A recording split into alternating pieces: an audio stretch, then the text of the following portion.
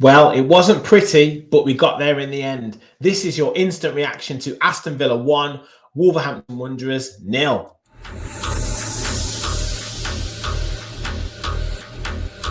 Let's go.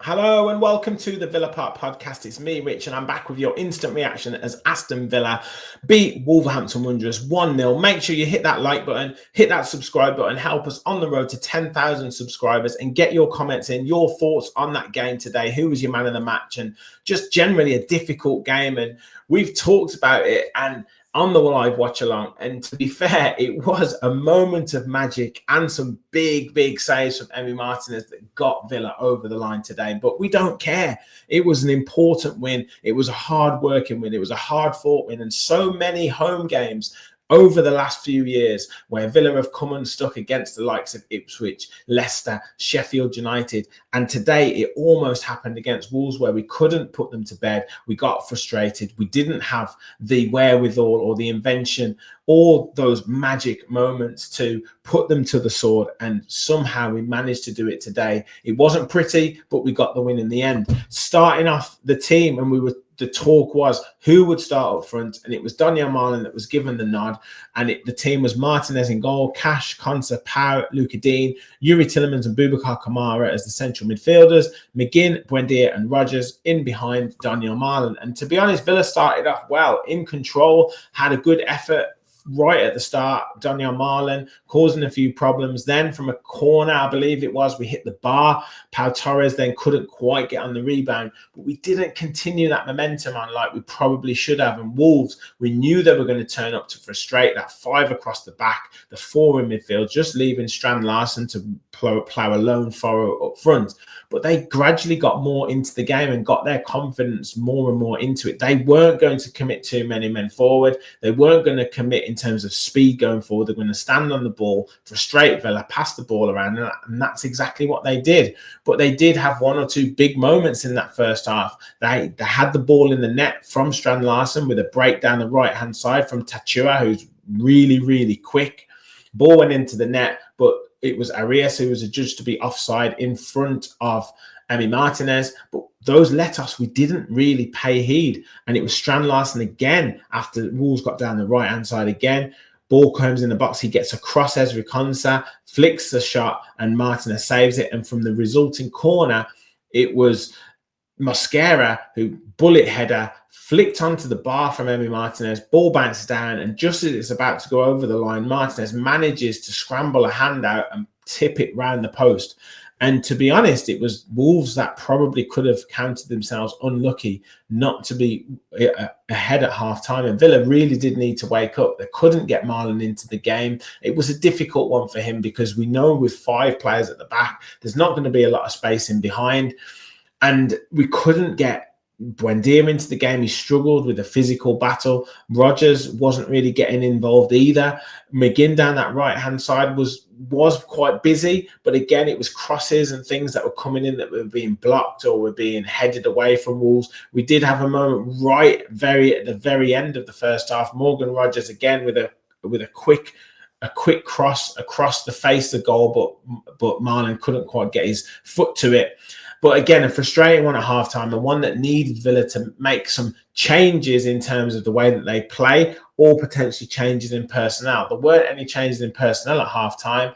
And to be honest, it did carry on the same way. It was Wolves that really came out a little bit more comfortable in possession than Villa.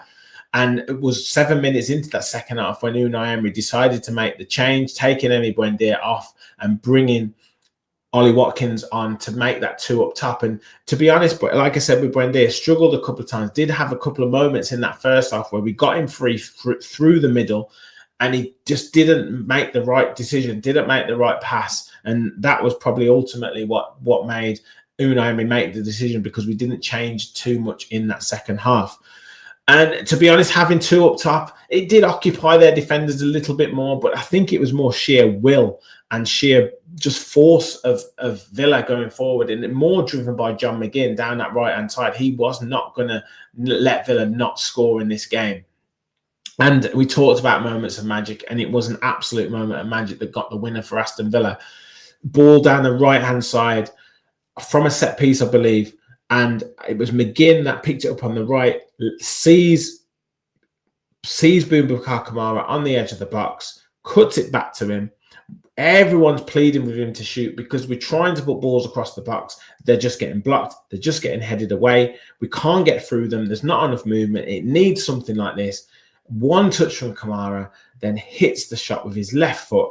Absolute bullet into the top corner, and the crowd go absolutely crazy. And that is ultimately the winning goal for Aston Villa. And yes, we had a couple of efforts. The game was stretched a little bit beyond that, but we didn't really have too much. It was more kind of a rearguard action. Emi Martinez was called into action a couple more times. Right at the end, brilliant save from Gomez. Couple of efforts across the box again from Wolves, who were looking threatening going forward at times.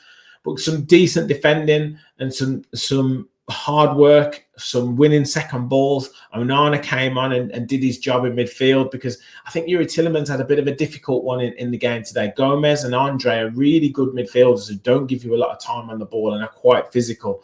And we needed Onana in those last moments. Barkley came on, unfortunately had to go off injured, so that's going to be difficult for us to manage over the next few weeks. He's been good over the past few games to come on and make a difference. But Bogarde came on and did really well, added a bit of injection of pace, and ultimately saw out the win that takes us into third position in the table.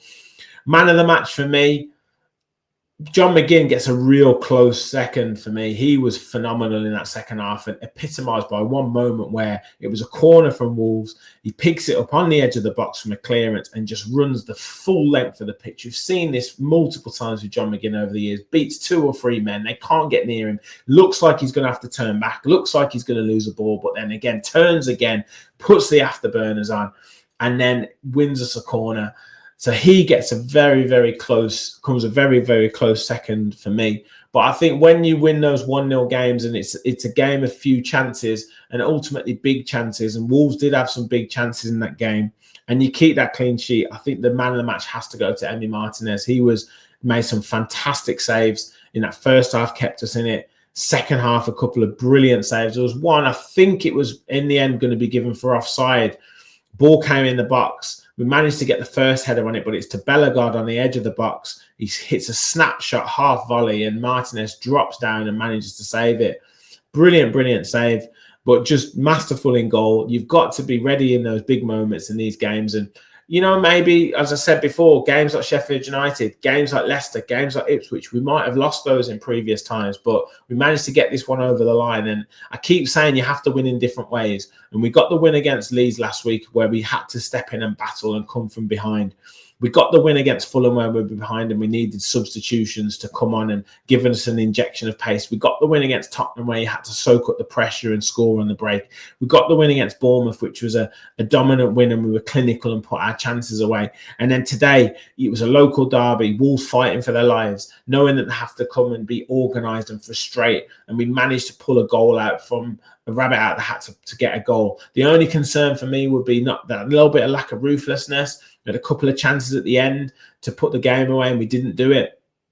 And we are scoring goals from the edge of the box, which, look, it's great because teams are sitting in the box and trying to stop Villa from scoring what would be classed as the perfect goal. So to have the ability to shoot from the edge of the box is great. McGinn had another effort that deflected off Strand Larsen that wrong-footed the goalkeeper, and if it had been the inside of the post, it just went the wrong side of the post and out for a corner. But that would be one criticism for me. We just need to maybe score 1 or 2 more goals. But brilliant win all the same. Brighton ahead on Wednesday. Get the win there. Takes us into Arsenal on Saturday. Another huge game at Villa Park. Can we continue this winning run at Villa Park?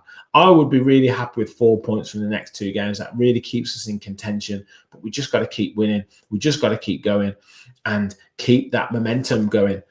Let me know your thoughts in the comments. Do you agree with me, Emi Martinez, man of the match, or would you pitch for John McGinn. I thought those two were the standouts for me. A couple of honourable mentions in terms of substitutes that came on and did well. Like I say, Onana did well, but it was more of a battling performance, more of a hard-working performance. No one really stood out in terms of quality. Kamara, obviously, for that moment was absolutely phenomenal.